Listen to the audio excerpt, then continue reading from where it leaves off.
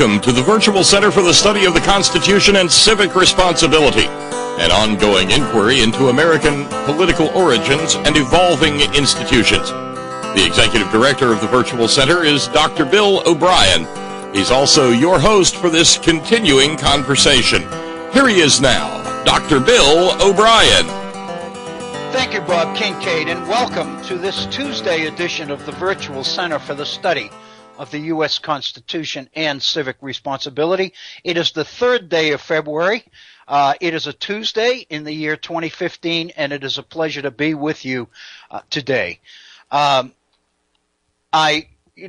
usually open the program with a weather forecast that we have. If you look up, today is beautiful. There's snow all over the ground, but if you look up toward the blue sky today and the sunshine, it is absolutely a gorgeous day here in the mountains and throughout the east. I think we're going to have about 24 hours of really good weather before the next system comes in, and we're anticipating a little bit of snowfall on I believe on Wednesday, tomorrow night, rain turning to snow, etc. But be that as it may, it is a pleasure to be with you. I want to thank you for your willingness to join us here at the Virtual Center.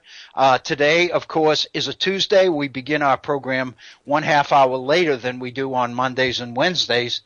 I might say, just as a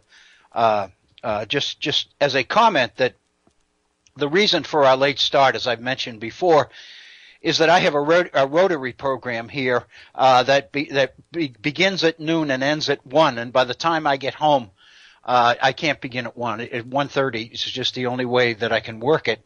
But the point I wanted to make is our speaker in a Rotary program today was delivered by Steve Roberts, who's the president of the West Virginia Chamber of Commerce, and we heard a number of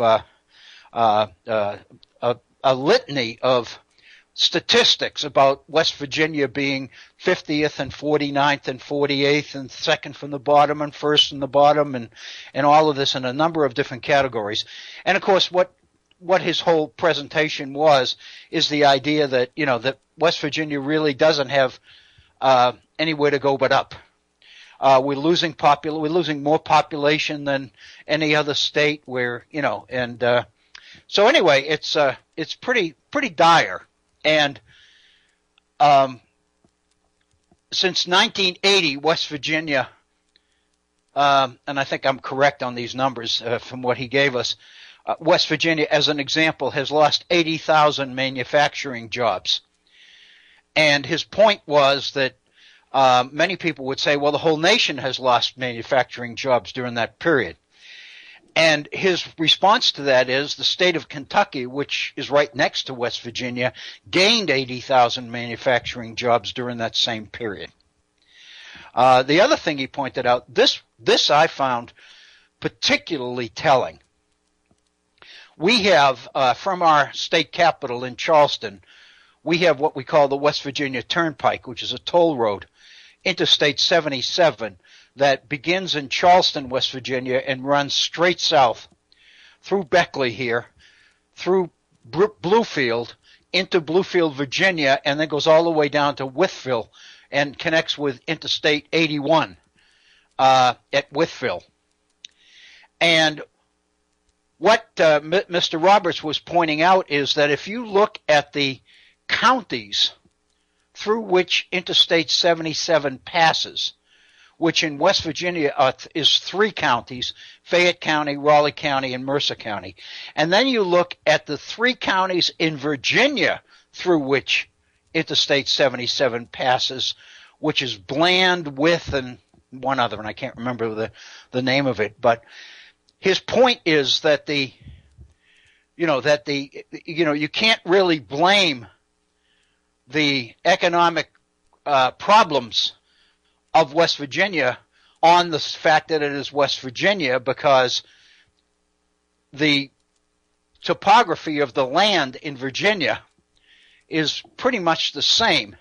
And yet while West Virginia has been losing in so many of these areas, Virginia's been winning. And his whole point is that there really must be answers, other ways of doing things. And of course, his presentation was kind of focused on the fact that we've now had a sea change here in West Virginia politics, and we're about to see the beginnings of that kind of change. But anyway, it was a very, very interesting presentation. I was talking to Bob for a few minutes before we went on the air just a moment ago. The implication of the entire presentation, of course, is that the cause of the problem that West Virginia has had over the last many years has been union activity, prevailing wage, and those kinds of things. The fact of the matter is, I think we realize that the causes of the problem lie elsewhere than in the working people in West Virginia. West Virginia is, and he pointed out that this is one of the most disturbing statistics, and I agree with him because I think I mentioned it the other day. West Virginia has reached the point where we have fewer than 50% of working eligible adults in West Virginia with jobs. I mean, that is incredible. What that means is more than half of the people who could work can't find work or have given up trying to find work. And that is telling. There's absolutely no question. And and again, of course it was a presentation, so we really couldn't get into discussions looking at the causes of this thing. The implication, of course, is that a change in political parties and the philosophical changes that go with it are going to produce the kind of positive change which is going to reverse much of these numbers. Hey, Dr. Bill, in the future. Yes, Bob. I'm sorry, but I gotta just interrupt for a second. Can we back up a few words? Sure. Did I just hear you say that 50% of the able-bodied adult workforce of West Virginia is out of work? Yes, is not working. That's right. Now, is this something that Steve Roberts claimed? No, I saw that figure in an article in the newspaper not too long ago as well.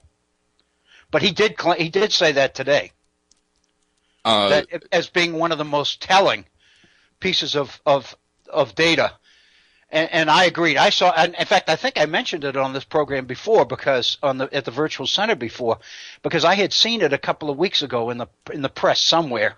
Well, I mean, I think we should. I don't think we should blow right past that, should we? More than half the people who could be working in West Virginia are not. And I mean that is pretty devastating. And I just want to be clear, and I'm not trying to put words in your mouth because I know you would never say such a thing.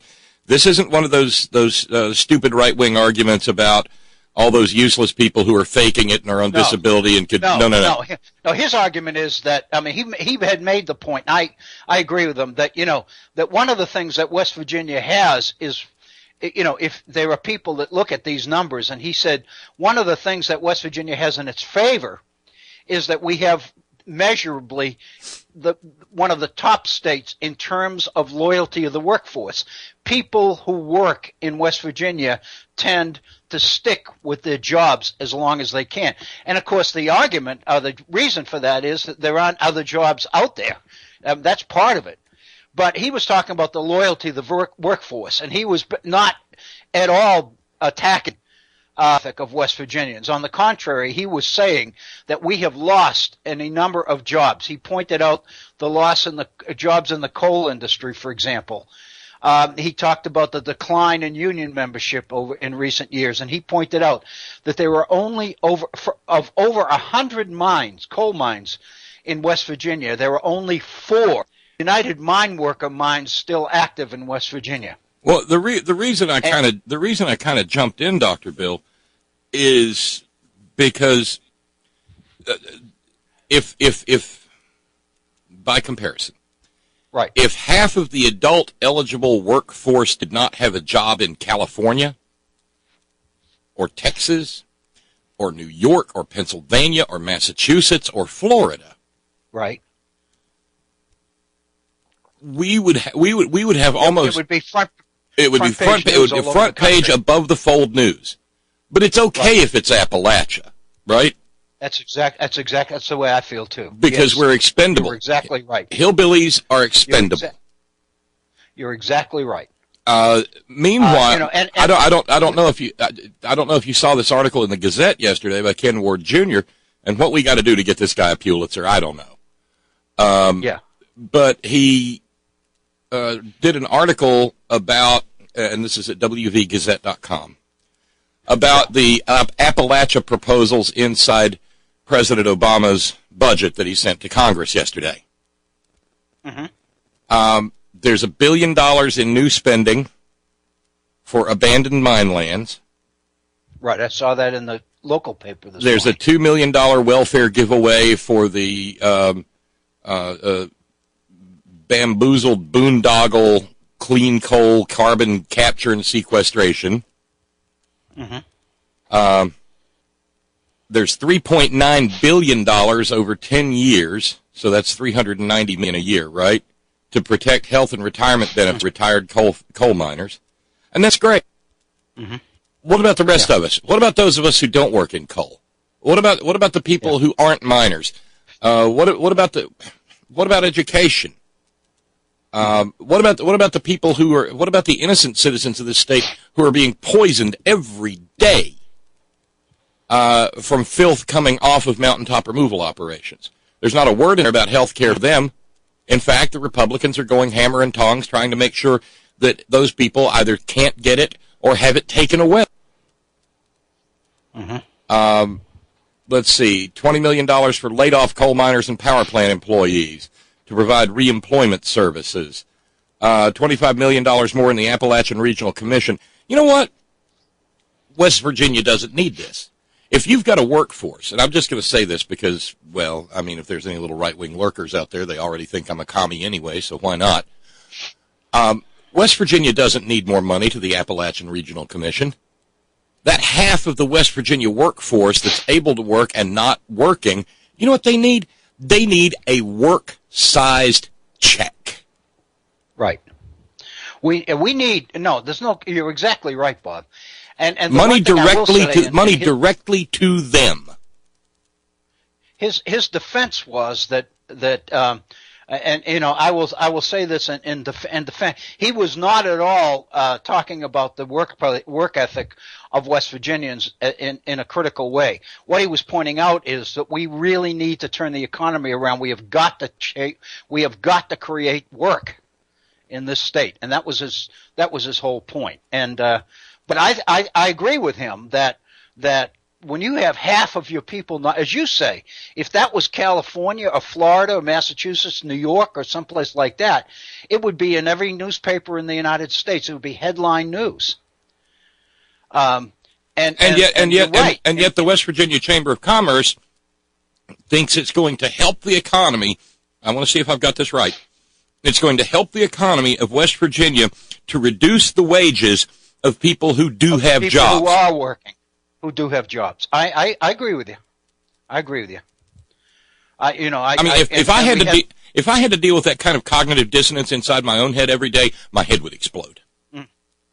I mean, we had Wayne last week on the issue of prevailing wage, and I think the data that Wayne gave us is sufficient to refute a lot of the assumptions that the speaker today was making. Of course, the implication of this whole thing is that we're in for a sea change politically. But the data, it seems to me, I mean, I just got it in a huge dose, and it is overwhelming. There's absolutely no question. Well, I was struck. What blows my mind, though, Bill, is that, and I'm sorry, I don't mean to interrupt. I apologize. That's okay. Go ahead. Is that there's a little bit of what the psychologists refer to as magical thinking going on here. Magical thing is what happens when an alcoholic says things will improve when I get sober, but never really get sober. Mm-hmm.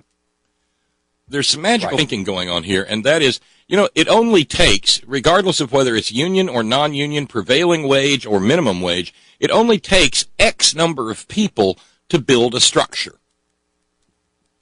Now, if you cut the construction labor force's wages, that doesn't mean that the contractor is going to hire twice as many people. No, it sure doesn't. He isn't. No, and it doesn't mean we're going to build twice as many buildings, because the money whatever finite amount of capital there is for building things it's going to remain where it is. And the population of West Virginia is small relative to the other states. Mm-hmm. We can only, poor people that we mostly are, we can only buy so much stuff. Mm-hmm. I mean, I'm amazed that there's as many car lots in West Virginia as there are. So am I.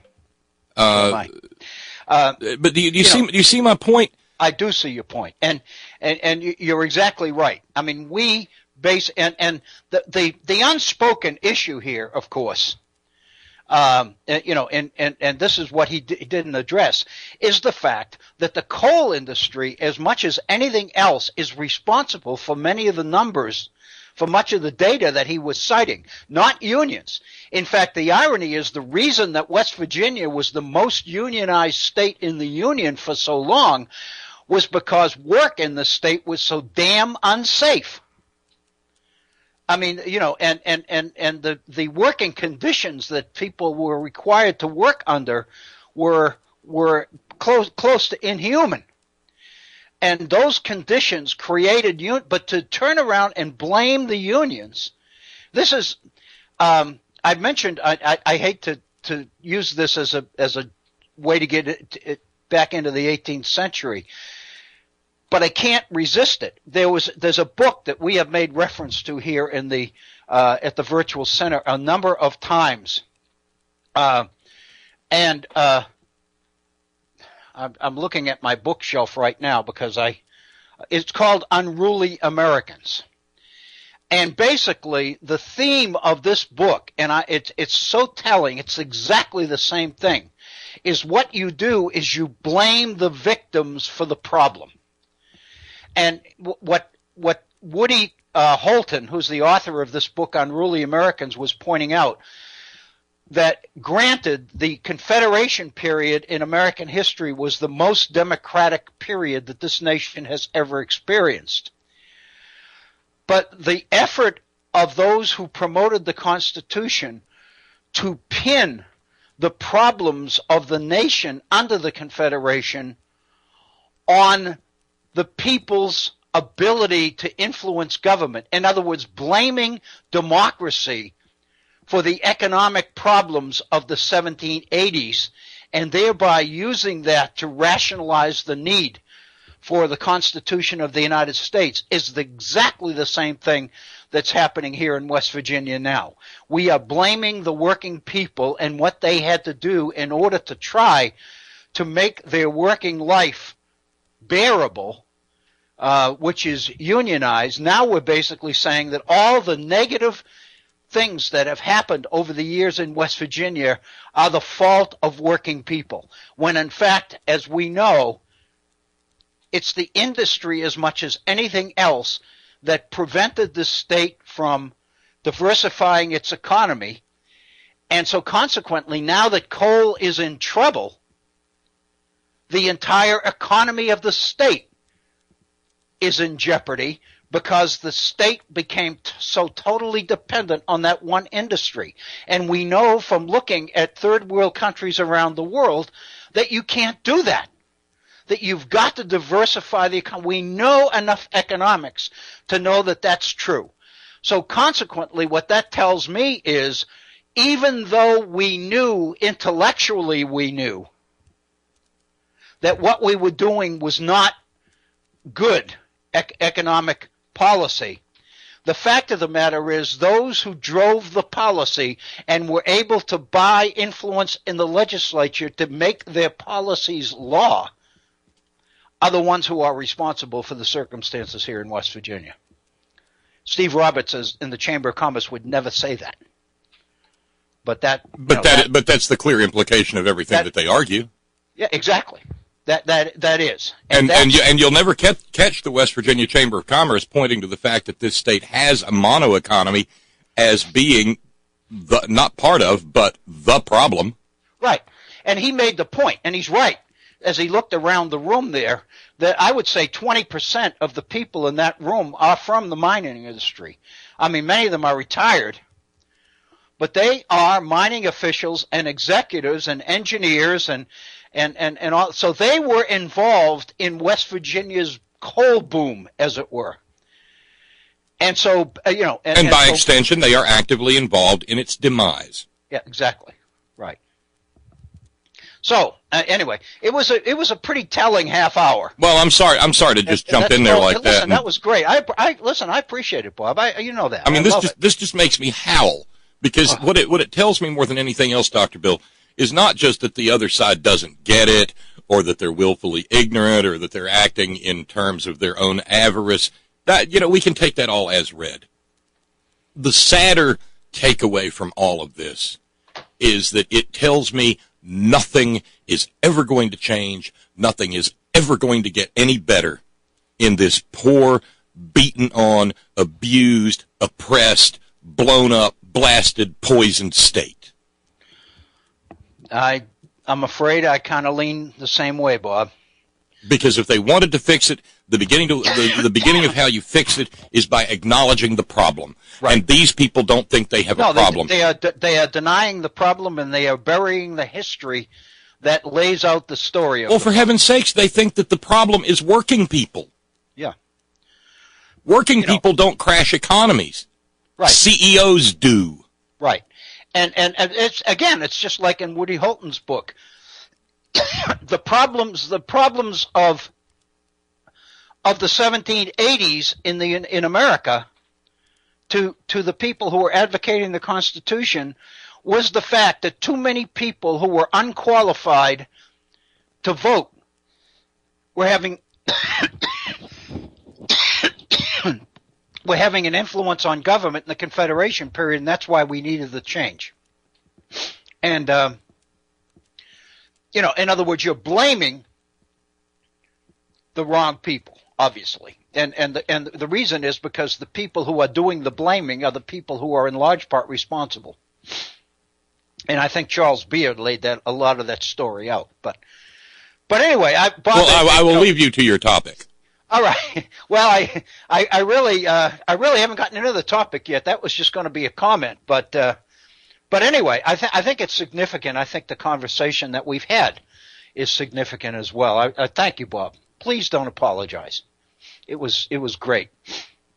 What I wanted to touch on here a little bit today, I thought this might be interesting. I had read this piece in the New York Times a couple of days ago, over the weekend, I think, and it had pretty much slipped my mind until this morning. But like everybody else, I've been privy to much of the conversation in the nation about the Super Bowl and about what Keith Olbermann on MSNBC referred to as the worst call in professional sports ever, which is the decision by Pete Carroll of the Seattle Seahawks to not give the ball to Marshawn Lynch on the last play of the Super Bowl, and instead pass it and have the pass intercepted by Malcolm Butler. And there's absolutely no question that the majority of people who are weighing in on this continue to believe that that you put the ball in your hands of your best people. And in Marshawn Lynch, Seattle probably had the best running back in football. I mean, I've actually heard people compare him with the great Jimmy Brown of the old Cleveland Browns. But in the New York Times on Sunday, I believe, an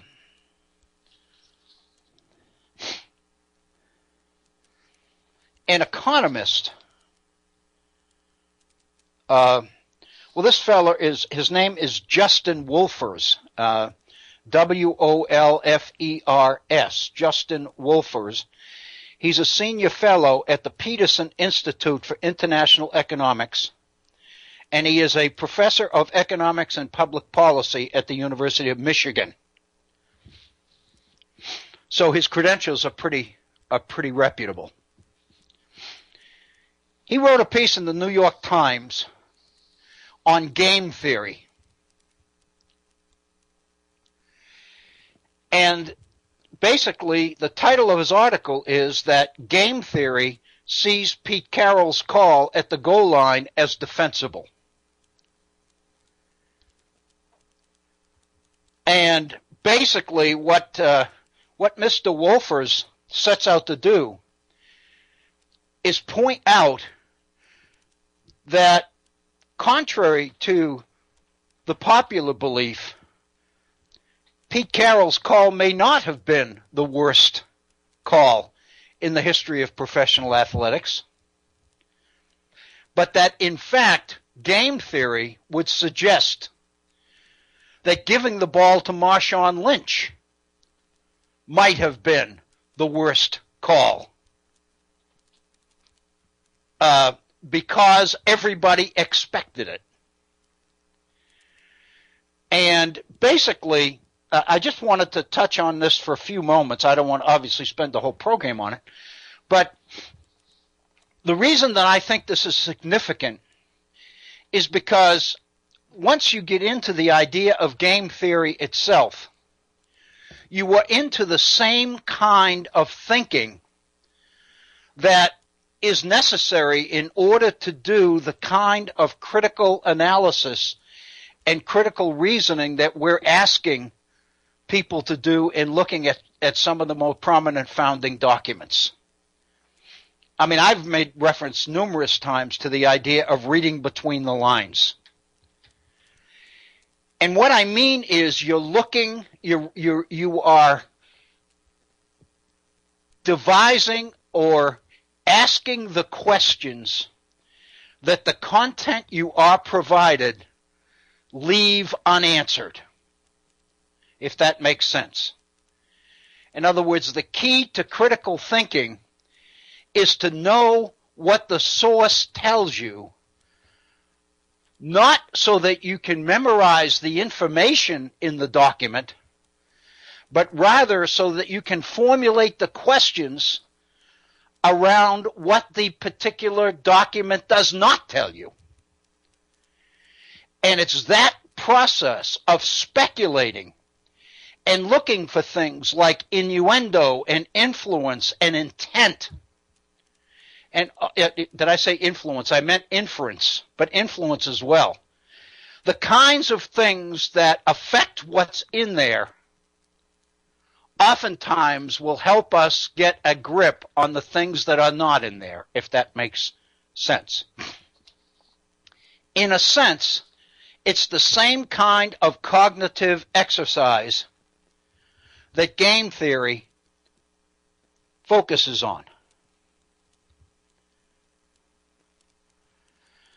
Game theory, and this is the definition that this author uses in the article, game theory is the tool used to understand how global superpowers respond to each other, how large companies compete with each other, how grandmasters play chess.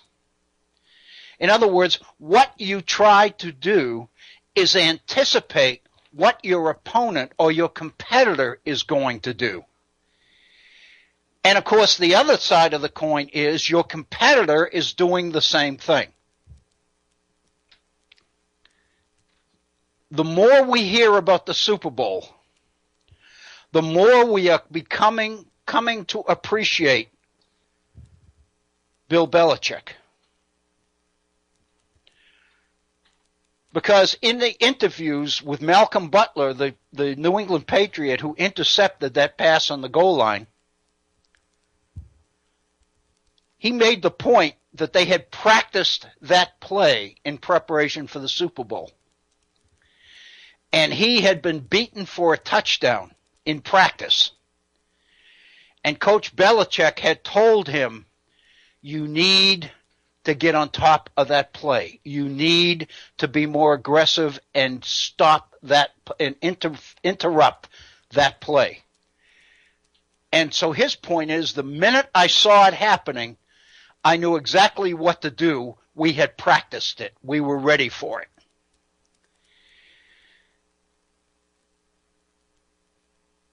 It's the game of anticipating what your opponent is going to do and devising your strategy in accordance with it.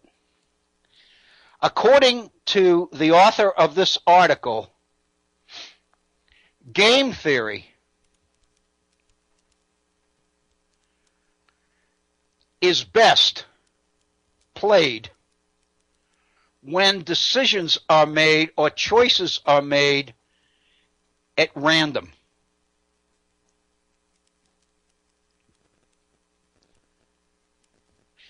This is what the author says.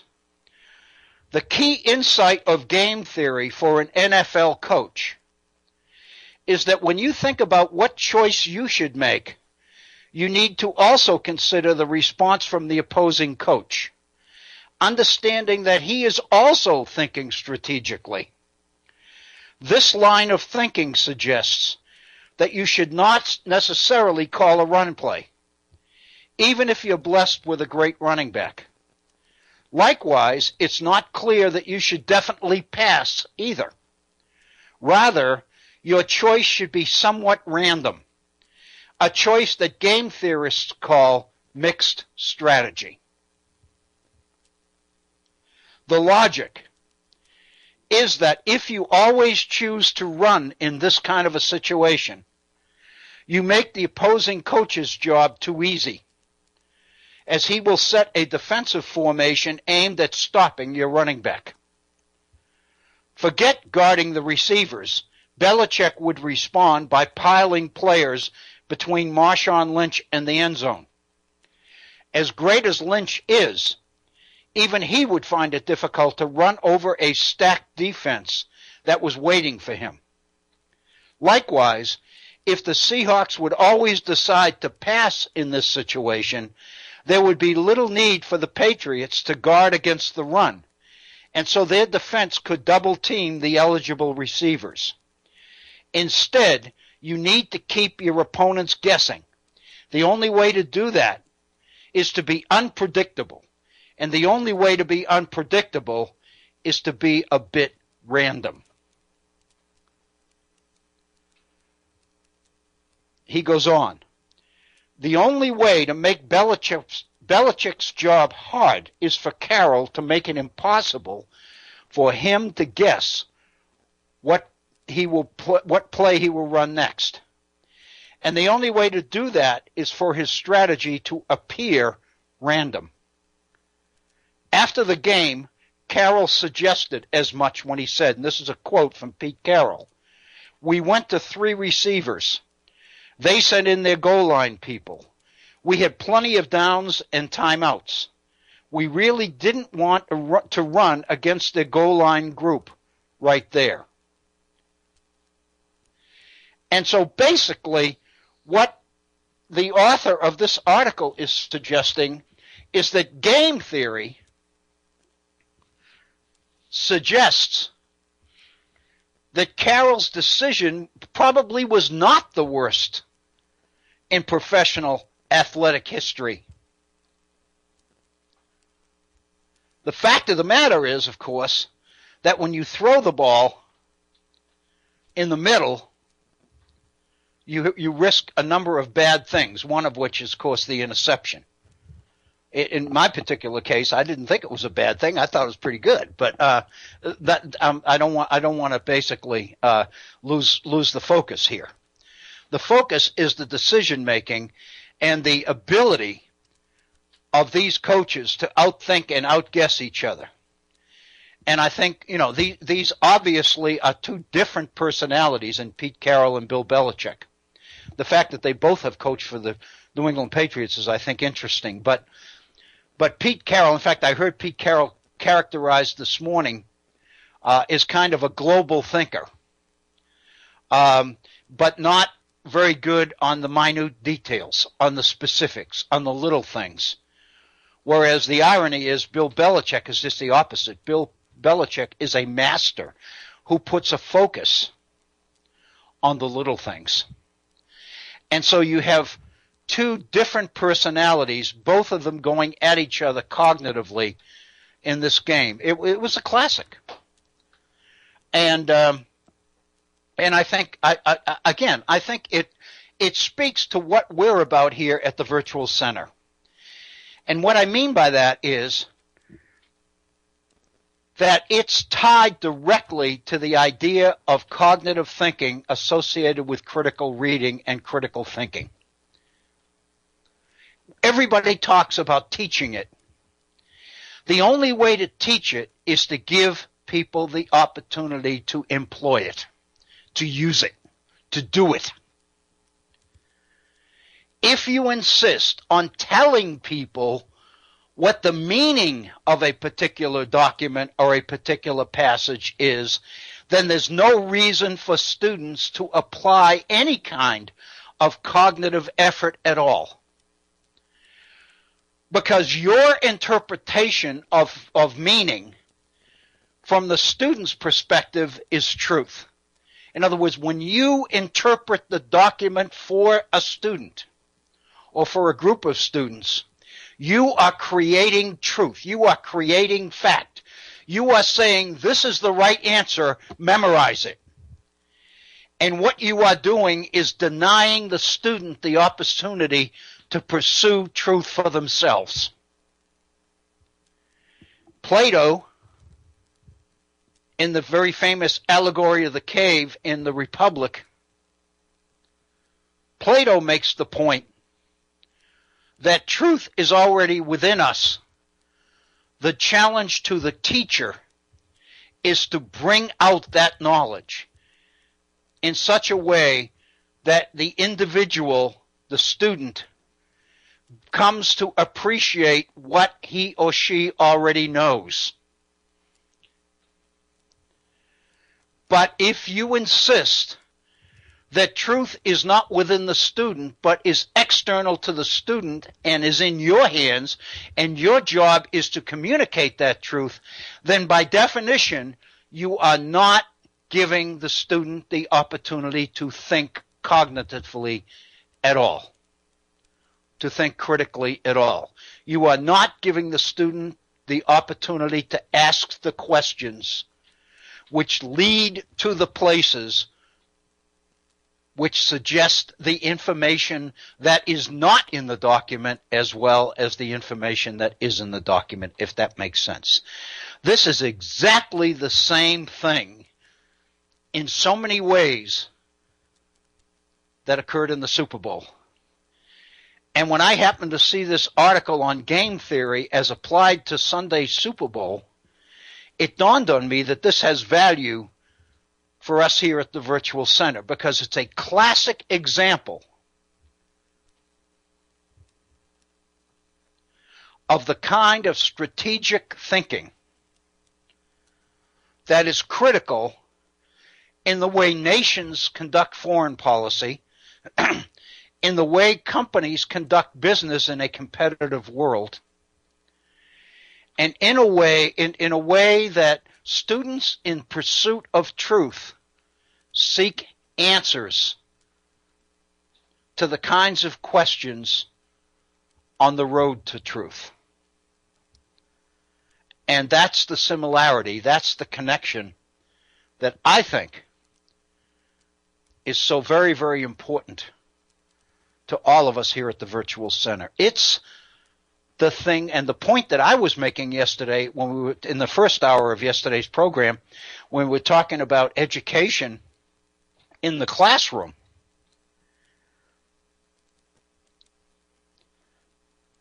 That's the kind of activity that has to happen in the classroom. But it's very obvious from the legislation that we were talking about yesterday that's pending here in the West Virginia legislature, it's very obvious that those whose support for policy must be gained in order to create this kind of a change do not think this way. It's very interesting that one of the comments that I received on yesterday's program, when you'll remember when I read that piece that I had written over the weekend on this particular piece of legislation. One of the comments I got was right on point, but relatively useless because the people who sponsor this legislation will not even understand what you're talking about. I've thought about that comment a lot. Because I'm not sure that the people who are responsible cannot understand what we're talking about. I think they have a vested interest in not understanding, because by definition, when you turn students loose to pursue truth, you surrender the right to define that truth for yourself. What that means is, in the process of teaching students, a key ingredient is the instructor's willingness to surrender the right to control all the right answers, to define the right answers. If you ask students to think, you give up the right to dictate what they think. If you insist on controlling what students think,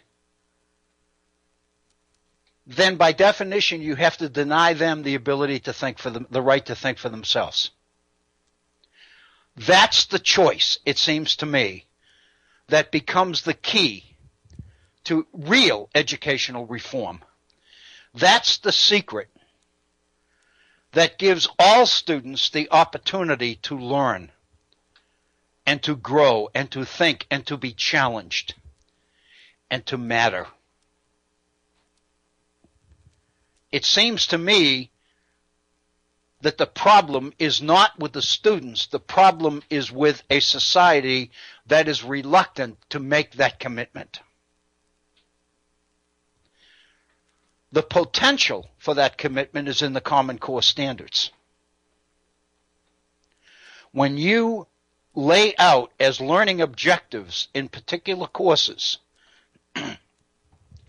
action words like compare and understand and contrast and evaluate and judge and render decisions and rank and to justify the particular answer you give, when that's what what your education is intended to cause to happen, by definition, you are breaking through the barriers that have defined traditional classroom education in this country for so long. And my point yesterday was that the bill before the West Virginia legislature is an indication that, at least here in West Virginia, there are significant, influential people who are unwilling to make that move. And I think that's very significant.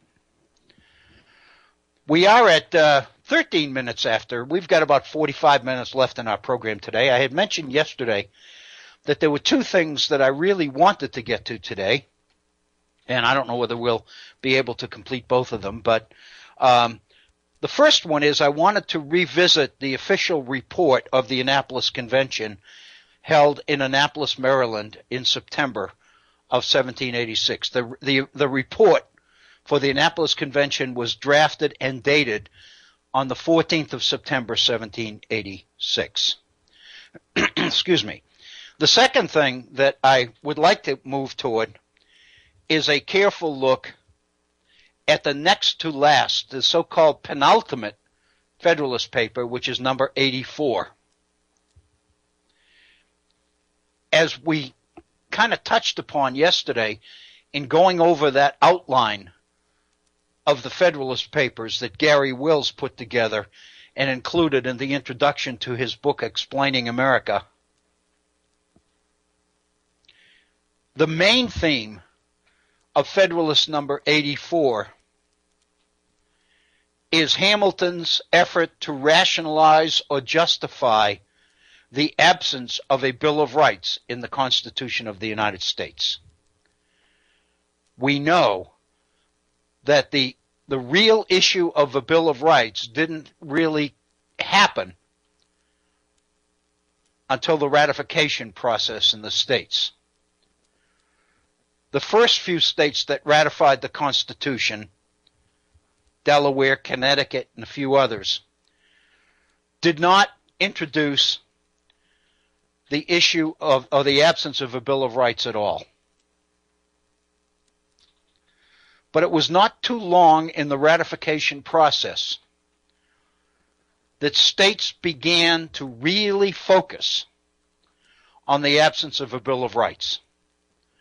And by the time you got to the big states, Massachusetts, Virginia, New York, it became clear to Madison and other supporters of the Constitution that the lack of a Bill of Rights in the Constitution was a big deal.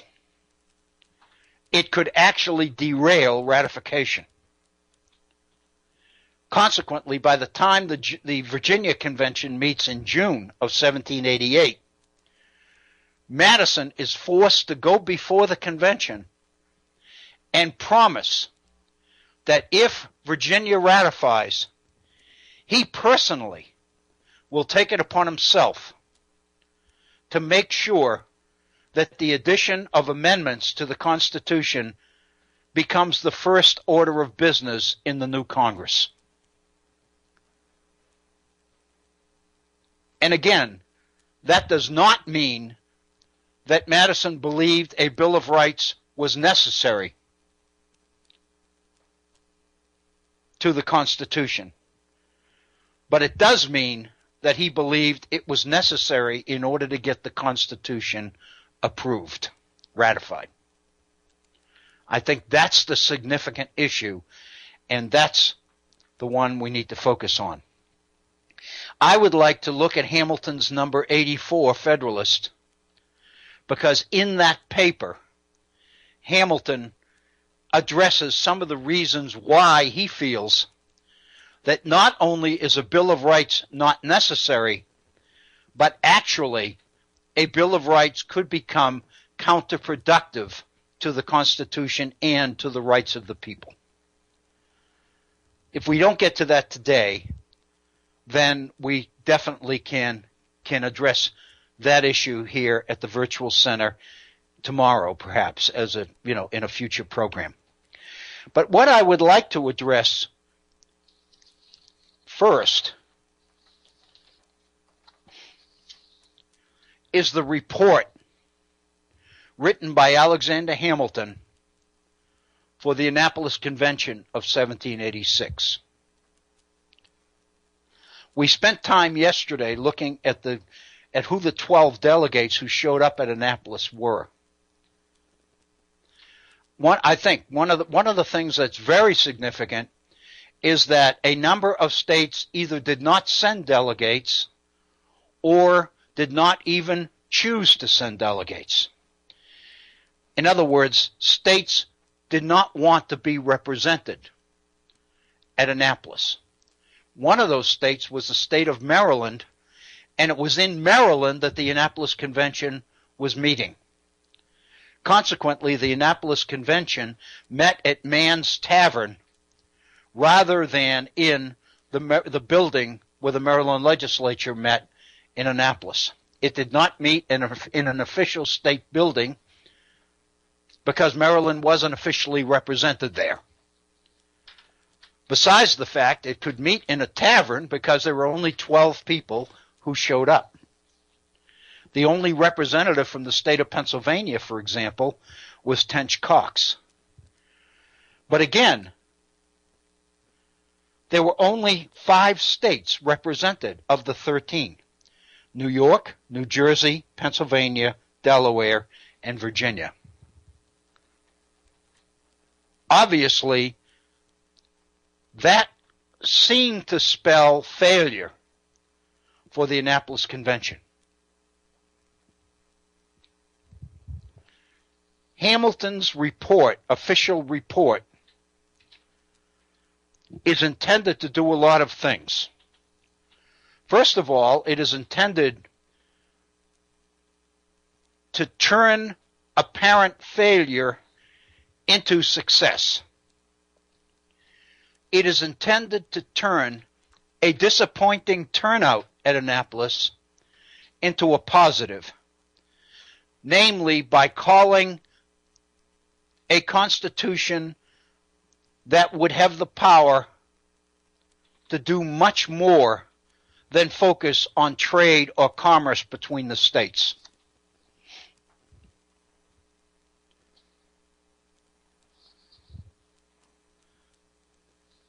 So I think Hamilton's job in the official report of the Annapolis Convention is significant.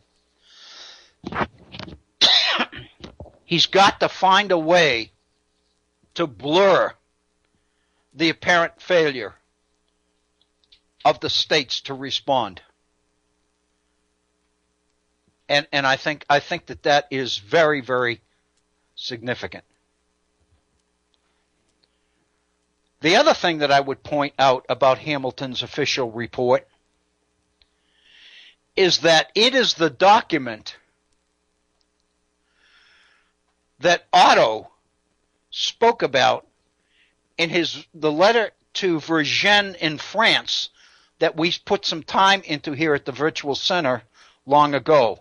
The document in which Otto tells Vergennes that the official report really is a cover-up. It really doesn't touch on the real issues. It is an effort to blur or to hide the real intent of those seeking to revise the Articles of Confederation by ultimately scrapping them and replacing them with a new constitution.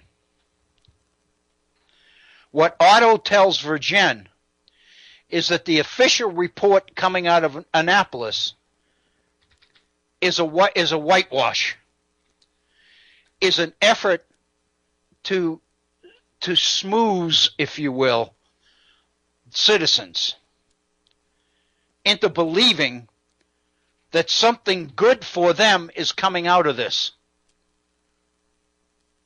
when in fact Otto makes the point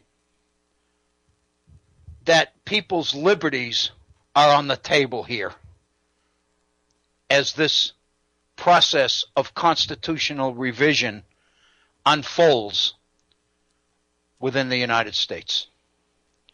I think this is a very significant document for the way it's written, what it says, and what it doesn't say.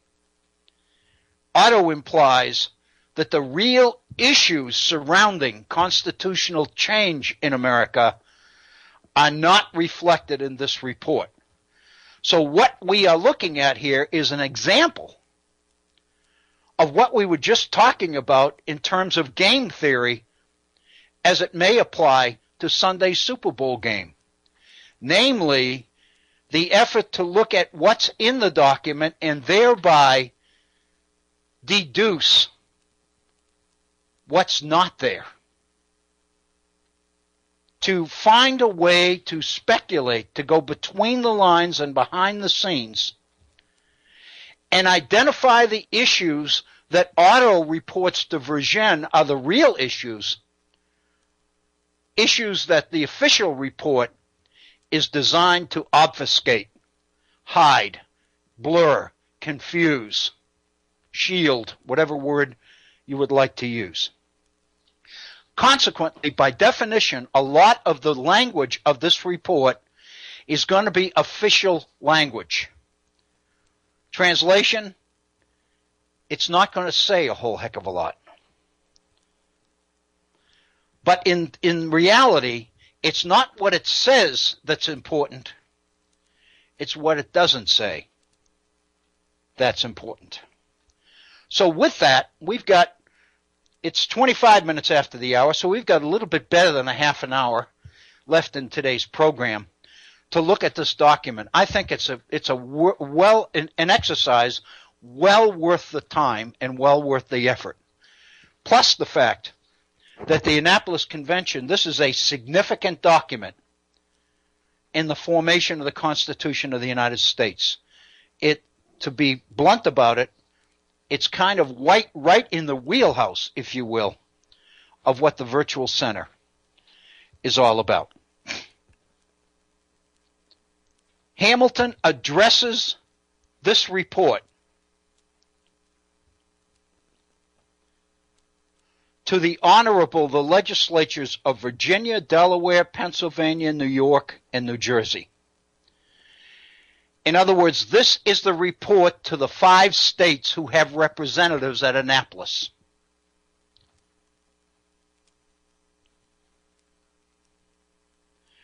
But what Hamilton is going to say is that the commissioners of these states, those who are in attendance at the Annapolis Convention, have decided to not limit this report just to those 5 states, but to send it to everybody, including Congress. Because one of the things that they decide that's reflected in this report is that they want Congress to call, the Congress under the Articles of Confederation, to call for elections to the Constitutional Convention in Philadelphia. The appointment of delegates. In reality, what the document is doing then is looking to the Confederation Congress itself to issue the call for the kind of change which is going to eliminate that Congress.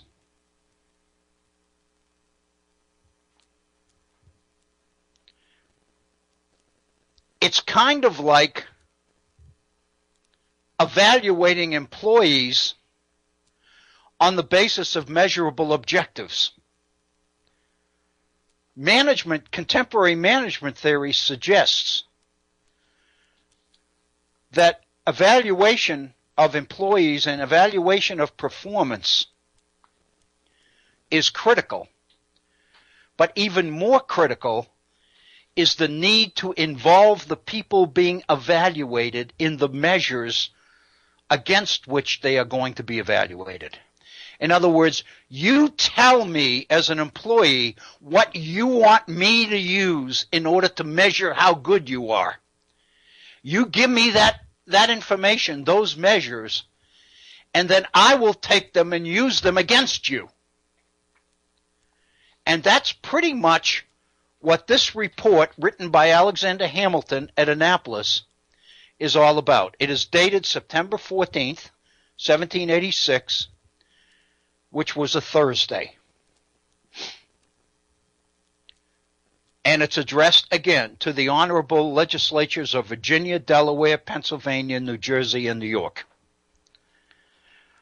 The commissioners from the said states, it says, respectfully assembled at Annapolis, humbly beg leave to report, and this is the report, that, pursuant to their several appointments, they met at Annapolis in the state of Maryland on the 11th day of September instant, and having proceeded to a communication of their powers, they found that the states of New York, Pennsylvania, and Virginia had in substance and nearly in the same terms authorized their respective commissioners, quote, to meet such commissioners as were or might be appointed by the other states in the Union at such time and place as should be agreed upon by the said commissioners to take into consideration the trade and commerce of the United States,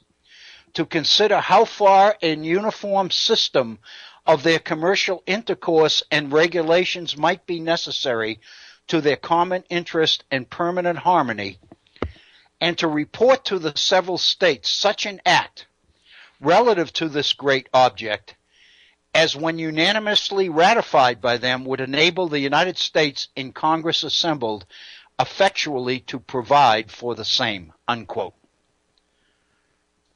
That's pretty wordy, It's pretty official. It's bureaucratic language. And I use the word language in quotes. It's bureaucratic rhetoric. It's designed to look good, but not to say much. All right, let's look at that quote, and let's draw out of it exactly what Hamilton is saying. Hamilton says that according to our appointments, why we were sent here to Annapolis by our respective states, we met on the 11th of September, and we had our discussion about the powers that each of us as representatives of our state was given. And what we realized, what we found, is that the states of New York, Pennsylvania, and Virginia had pretty much given their commissioners, their representatives, the same instructions. We all seem to pretty much be charged with doing the same thing by our states. And then the quote is what we were given the authority to do. We were given the authority to meet representatives appointed by the other states and to take into consideration the trade and commerce of the United States, as well as to consider how far a uniform system for their communal intercourse and regulations might be necessary. In other words, once we looked at the trade and commerce of the United States, we were asked by our states to look for ways that we could create a uniform system, a common system of regulations and interactions, business, trade, that would benefit everybody, that would be to their common interest and permanent harmony. And out of that, we were to report the particular act or particular policy relative to that great object. And once it was ratified by them, it would enable the Congress of the United States to enact legislation to that effect. Basically, what it says is the three states mentioned, New York, Pennsylvania, and Virginia, had all agreed in the instructions that they gave their commissioners to Annapolis to discuss trade and commerce and to look for ways that they could develop uniformity and the kind of agreement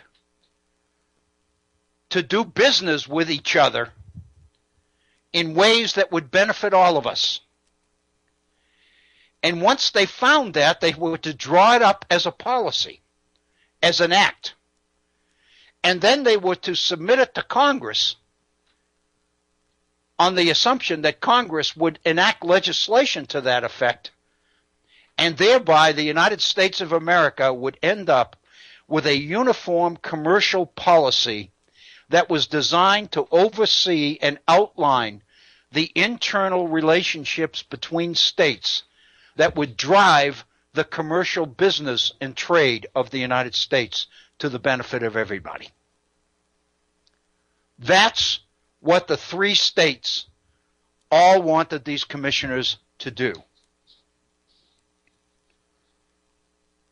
Is there anything limiting in those instructions? Yes. Namely, that these three big states, New York, Pennsylvania, and Virginia, these are three of the biggies,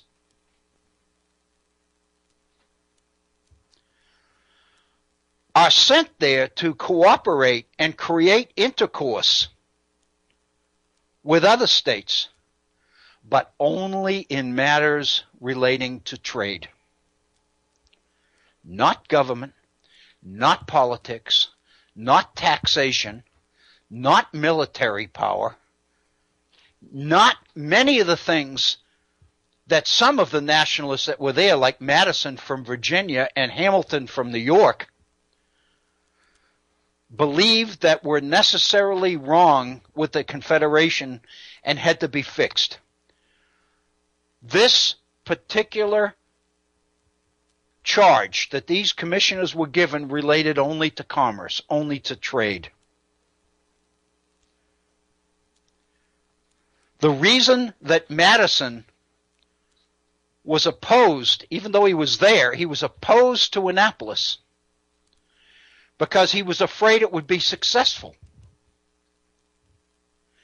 He was afraid that if the Annapolis Convention was able to successfully to develop commercial policy that would work for all the states in the Union, then it would be very difficult to significantly alter the Articles of Confederation when this major economic barrier had been resolved. In other words, Madison was concerned that if the Annapolis Convention was successful to creating a uniform commercial policy, then it was pretty hopeless to expect that the key ingredients of the Articles of Confederation themselves would be on the table. And most states would end up and say, hey, we solved one of the biggest problems. Let's see how that works before we try anything else. In a sense, then, Madison believed that Annapolis' success would be a Pyrrhic victory. It would solve the commercial problem, but it wouldn't do a darn thing to resolve the political issues surrounding the nation and the problems of the nation. Hamilton goes on in his report and says that the state of Delaware had given similar powers to their commissioners, with this difference only, that the act to be framed in virtue of those powers is required to be reported to the United States in Congress assembled, to be agreed to by them and confirmed by the legislatures of every state.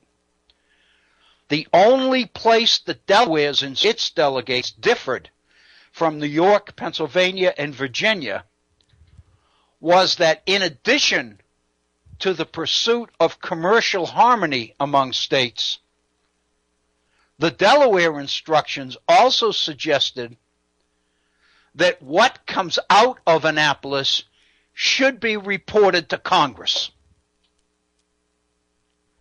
And Hamilton includes that in the report because he wants that to happen, because he wants Congress to call the Philadelphia Convention that's going to take on the whole issue of the revision of the Articles of Confederation. Then Hamilton goes to New Jersey. I point out the states of New York, Pennsylvania, and Virginia had given their delegates pretty much the same instructions on seeking commercial harmony. Delaware, the fourth state, added the issue of sending the report to Congress. That leaves only one more state that was represented at Annapolis, and that is New Jersey. Now Hamilton goes to the New Jersey instructions given to its delegates. The state of New Jersey had enlarged the object of their appointment. The state of New Jersey was the only one that didn't limit its instructions to commerce. Specifically, this is what the New Jersey legislature asked its representatives to Annapolis to do. These were the instructions given to the New Jersey delegates. These are the instructions that we addressed earlier that were brought to the convention by Abraham Clark of New Jersey. And Hamilton jumped all over New Jersey's instructions because it didn't limit Annapolis to the issue of commerce alone. This is what the document says. That the state of New Jersey had enlarged the object of their appointments, empowering their commissioners, quote, to consider how far an uniform system in their commercial regulations and other important matters might be necessary to the common interest and permanent harmony of the several states, and to report such an act on the subject as, when ratified by them, quote, would enable the United States in Congress assembled effectually to provide for the exigencies of the Union, unquote. Hamilton focuses on New Jersey's instructions to its 3 delegates because New Jersey's instructions are not limited to commerce alone. Rather, it gives its delegates or its representatives permission to look at other important matters besides commerce, and then to seek a proposed act, policy, that would effectually provide for the exigencies of the Union. It's a much broader delegation of authority to the New Jersey delegates. That's the one Hamilton grabs onto. Then Hamilton goes on and addresses the states that are not there. And he reports that the appointments of commissioners have also been made by the states of New Hampshire, Massachusetts, Rhode Island, and North Carolina, none of whom, however, have attended. But that no information has been received by your commissioners of any appointment having been made by the states of Connecticut, Maryland, South Carolina, or Georgia. So you put it all together.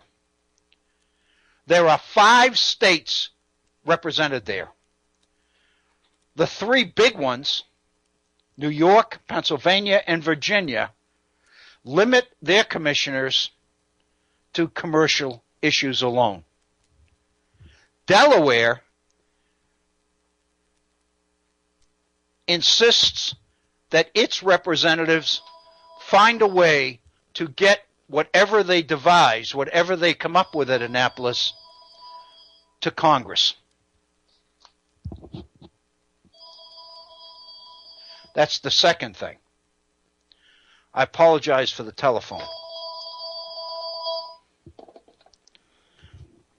It's just a personal call coming in. I'll get it later, not to worry.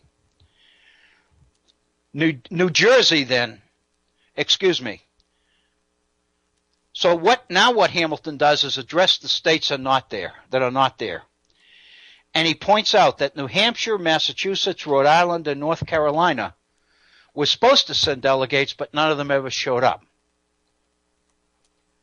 And the states of Connecticut, Maryland, South Carolina, and Georgia didn't appoint delegates at all. So what that means is 8 of the 13 either didn't show up or didn't even appoint delegates to show up. That's what Hamilton is forced to deal with at Annapolis. He goes on. That the express terms of the powers of your commissioners, supposing a deputation from all the states, and having for object the trade and commerce of the United States, your commissioners did not conceive it advisable to proceed on the business of their mission under the circumstance of so partial and defective a representation. This clause, this particular sentence, is critical. What Hamilton is saying here is the 5 states that did show up, since we were only 5, we didn't feel that we should go forward and try to come up with a common commercial policy when 8 of the 13 states are not represented there. We didn't think it was even advisable to proceed on the business of our mission. So basically, what Hamilton is doing is using the fact that 8 states didn't show up to justify the delegates not doing anything in the area of commerce, which is just what Madison wanted. Madison doesn't want the Annapolis Convention to find a way to achieve commercial success, because if the Annapolis Convention is successful, then the revision of the entire political document itself, the Articles of Confederation, would be rendered impossible.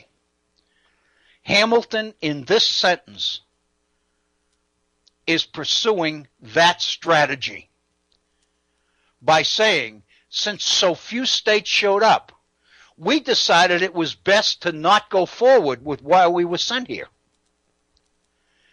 Deeply impressed, however, now he's rationalizing what we ought to do now that we are here.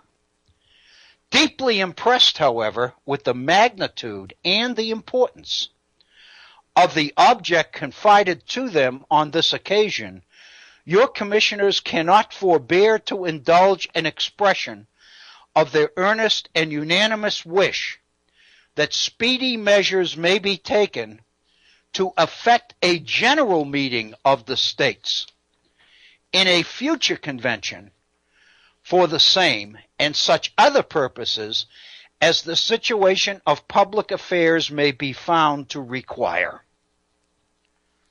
Translation: Hamilton says that because there are 8 states not here and only 5 states are here, we decided that we really shouldn't go forward with the reason we were sent here. But on the other hand, we appreciate the magnitude of the reason we were sent here. We realize that the problems are important. Therefore, we've decided to express our earnest and unanimous wish that measures be taken to call another general meeting of the states for the same, in other words, for commercial reasons, and such other purposes as the situation of public affairs may be found to require. In other words, Hamilton is using the opening that New Jersey has given him by giving its representatives the authority to go beyond commerce. Hamilton is using that as justification for a general call for a convention that will deal with other issues besides commerce related to public affairs that are necessary. Hamilton literally risks failure and turns it into an opportunity to successfully revise the Articles of Confederation. He goes on in a very humble way.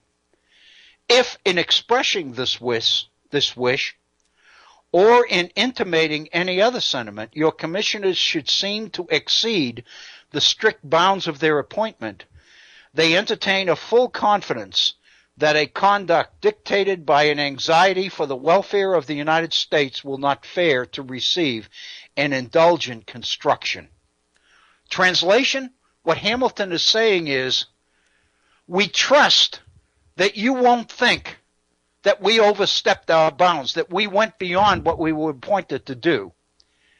What we ask for, if you're inclined to think that way, what we ask for is that you have confidence in the fact that we are driven by an anxiety for the welfare of the United States. In other words, if what we're doing seems to be more than we have the power to do, please understand that the only reason we're doing it is because we're concerned about the welfare of the United States. So in reality, what he's doing is pulling the rug out from under those who would allege that the Annapolis Convention delegates overstepped their authority.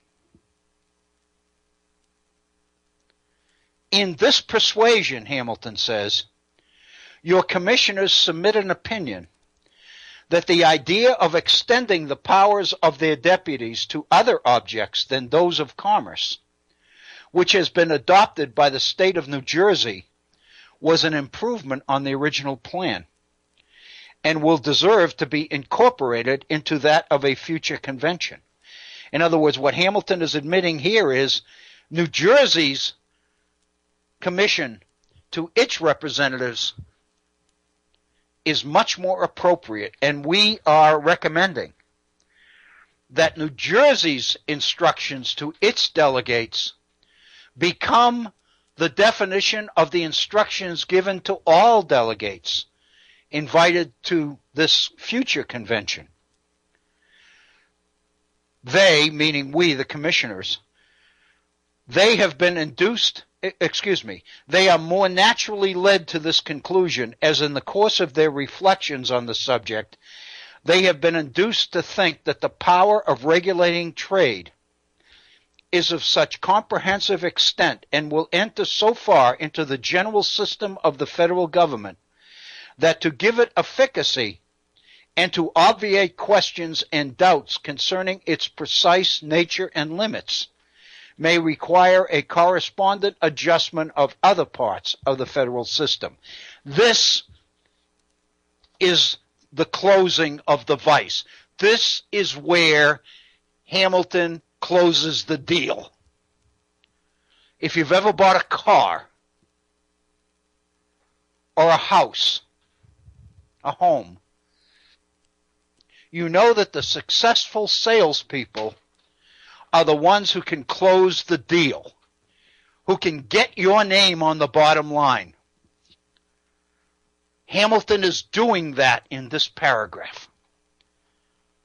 Because what he's saying is, it is the persuasion of your commissioners, it's our opinion, that the issue of commerce is so important and touches on so many other areas of the structure of government and the whole nature of the economy.